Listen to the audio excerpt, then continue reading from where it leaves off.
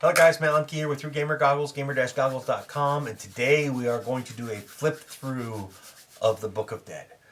This book is pretty cool, might be my favorite book of the year. It's going to be hard to beat the Dark Archive. I haven't spent a lot of time delving through this. I flipped through it once just to get an idea, and I'm going to flip through it again. So the book has a price point of $49.99. It is 222 pages, which seems to be a Paizo standard. And right inside, before I go any farther, I will always point out my favorite piece of art. I will touch upon things that sometimes apply to my game world and just different ideas. But right inside, you've got the table of contents. And down in the bottom corner, it tells you what other books are referenced in here on a regular basis. One of the things that stood out to me right off the bat is that there's a lot of books represented here. So the Bestiary, Bestiary 2, Bestiary 3. For the Book of the Dead, which I thought was about playing the game as a player, mostly, all the bestiaries are mentioned. Interesting. So more on that later. And more, we'll do some more in-depth looks on some of these things at a later date. Preface.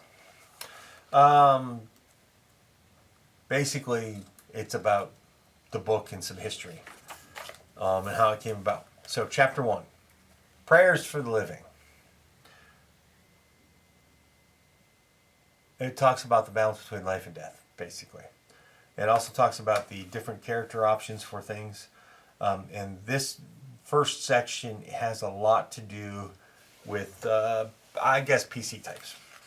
So we are going to skip over some of the stuff about mysteries of unlife and things like that. I will let you delve into that on your own when you buy the book. And it is one of those books that might not be for everyone, but I think every GM is probably going to want to own this book. I am very glad that I purchased this book. So, Hunters of the Dead.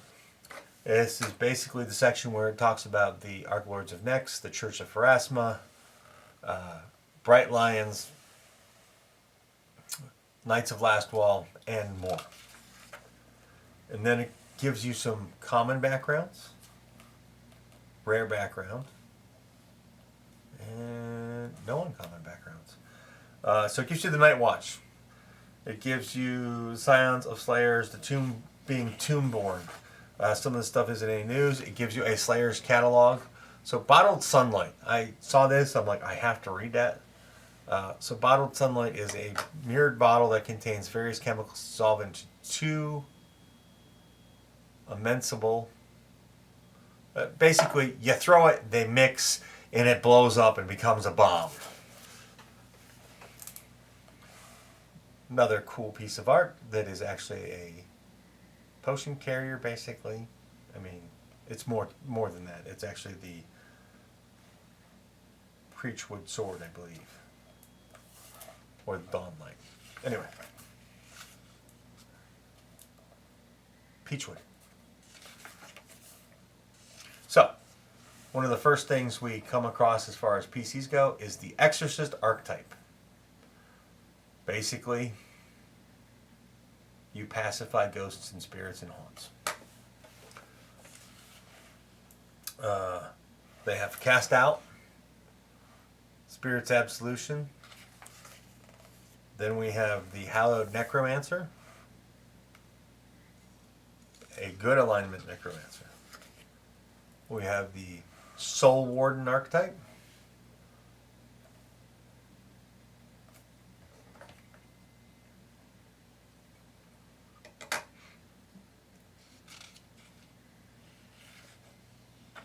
Which is a second level dedication.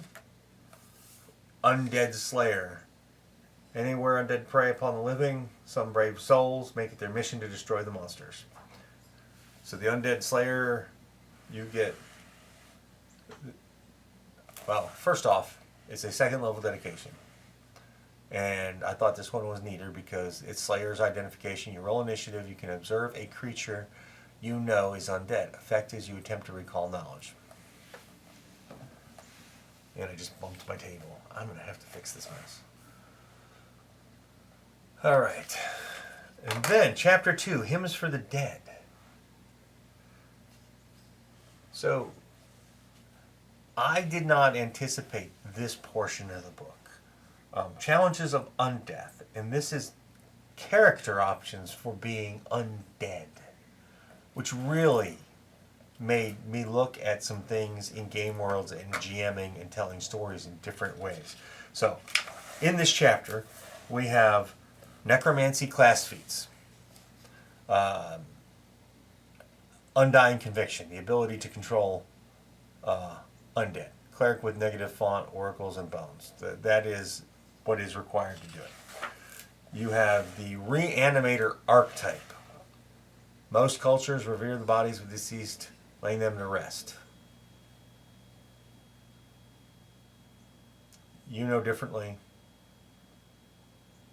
And, well, you raise them from the dead. It is a second level dedication, and you must be able to cast Animate Dead to get it. Undead allies, Eidolons, and undead, or Eidolon. I think it's Eidolon. I don't remember. We had a conversation about that a few years ago. Oops, did I pass one? So, with your Eidolons and your undead companions, there's about 4 pages here that delve into things. Then there's an Undead Master archetype, and it's a feat 2.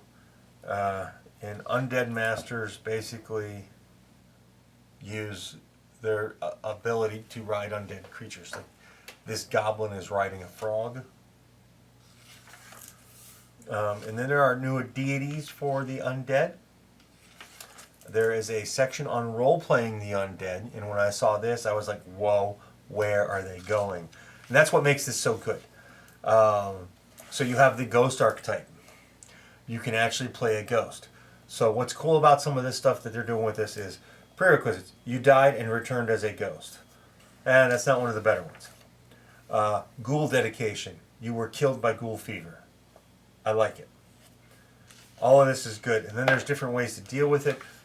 There's different ways. Lich archetype. Lich dedication. Level 12.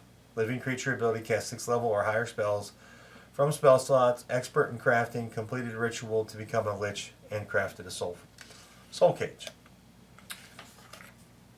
You can be a mummy. Some interesting things can happen here. Skeleton ancestry. Or, yeah, it's an ancestry, people. Really weird. Skeletons are an ancestry. Very rare. Hit points 6, size medium, speed 25. Ability boosts are dexterity, charisma, and free. Ability flaw is intelligence. You can have languages. Your traits are skeleton, undead, and undeath. You have basic undead benefits found on page 44.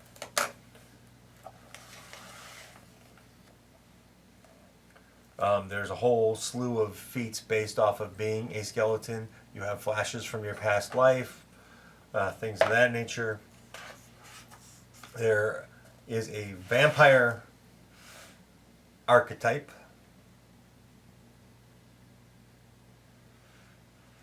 And a whole list of feats for that, so you don't need to be turned into it anymore. A zombie archetype, dedication. You died and were animated by a husk zombie. I'm not sure how some of these would play out, but they sound like a lot of fun.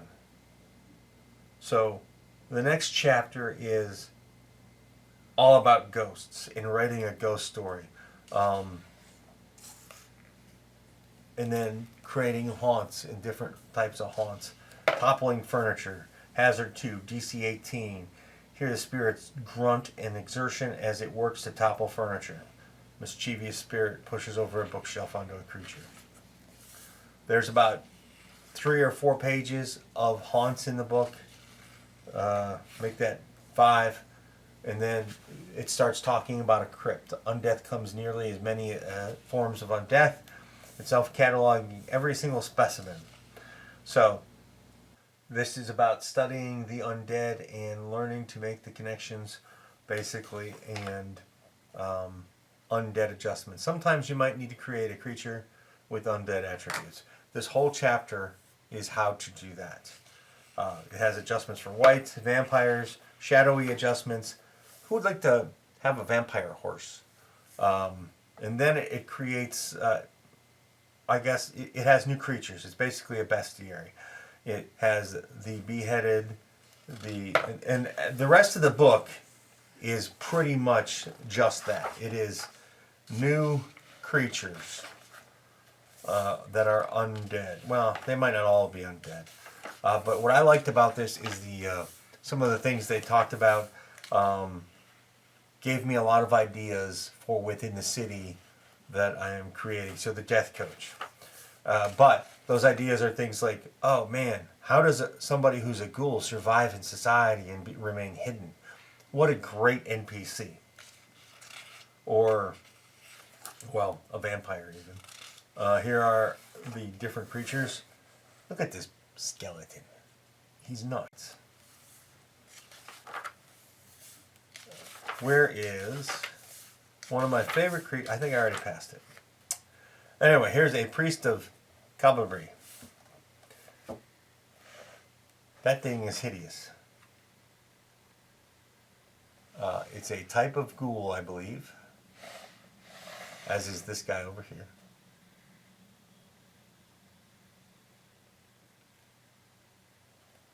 He's a creature too. And then the priest of cavalry is here, a level 5 creature who is a ghoul. Lots of undead creatures in this book. If you like the undead, there's no reason why you should not be buying this book. I wasn't going to buy this book. Here's a Grave Knight. But I'm glad I did when I saw the things like Mummy and ghouls as characters and iconic characters. Last Guard. One of my favorite pictures in the book. A level 20 creature, or creature 20. Plus 33 dark vision. Frightful battle cry, auditory divine emotion enhancement, or enchantment, fear, metal, sonic. The Last Guards unleash a soul-shaking bellow in unison. All creatures in a 60-foot cone take 76 sonic damage with a DC 42 basic will save. Any creature that fails its save is also frightened 3, or frightened 4 on a critical failure. If the troop... yeah, I forgot to mention they're a troop. If the troop occupies 8 or fewer squares, this area decreases to a 30-foot cone. And then they revisit the Lich. They have a rune carved Lich. The Little Man in the Woods. Lorna. Mordic. And we're about 13 minutes in, so I'm going to speed up a little bit. Polong.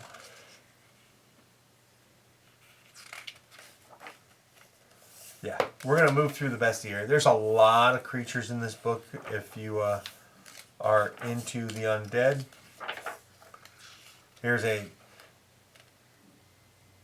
creating a Vetlarna vampire. Whole section on it. I don't even know what a Vetlarna vampire is in lore.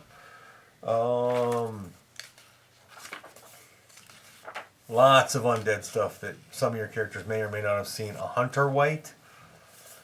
I mean... I have a whole section in my game world that is kind of ruled by undead. I'm so glad I bought this book because they are going to hate me. Oh, look. It's a husk zombie creature too, but a zombie owl bear? Oh, isn't that cute? Who is it gonna eat? A zombie lord? But now we're into Lands of the Undead. Expanding on Death. Geb, the Gravelands, Mazzali are all featured here. Nemoret, Ordelia, Osiron. Osiron. Yep. Path of Valhalla. Valhalla. Shenman, and Ustalav. It goes into each of these areas, talks about the dead, how the dead are perceived, communities, well, not how they're perceived, but the areas, because these are all areas about death, right? And then after that, there's a section on the March of the Dead. Let's see if I can get there. So March of the Dead, and this is, I think this is a newer thing for them. March of the Dead is an adventure.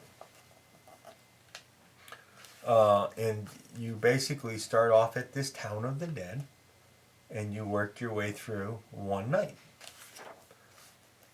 And after you are done, well, after that is the appendix. The adventure is basically for first level creatures, or characters. The creatures in this book. And takes you up a level or two. So here is the ability glossary at the end of the book. Glossary and index. Creatures by level. And the real glossary and index rather than just the ability index. And that is all. So, with that said, wow. Who is this book for? Man, this book is for everyone. Everyone that is got any kind of interest in the undead or fighting the undead. I can't be pleased more with this book. The only reason why I think I like the Dark Archive more is because I want to play Psychics so bad. This book is great. I love what they did with the flavor and the fluff of the undead. They did an excellent job. Thanks for watching, guys. Please like, subscribe, and share. Post your comments below. Ask me questions. I'll try and get my answers for you, or answers for you if I can. I want to grow this community. You can follow me on Instagram, find me on Facebook, and shout at me on Twitter. Have a great day. Hi guys. Meet the Nibbles, who's gonna go down. She just decided not to go down my back, so we'll do this for her so she's comfy. Thanks for watching my video, and I appreciate it. Please hit the like button and share it if you know somebody who might be interested. And of course, there's always Twitter and the Facebook thingy, and soon I have a newsletter coming. That'll be down there or in the link below, and my kitty cat loves that idea. So anyway, there was one more thing. Oh yeah, subscribe. Be a part of my community, our community. Let's make it grow together. See you guys at a con somewhere, or a local store, or if I'm driving through the country, maybe a game club. I don't know, you're not going to go knock down my camera. Bye, guys.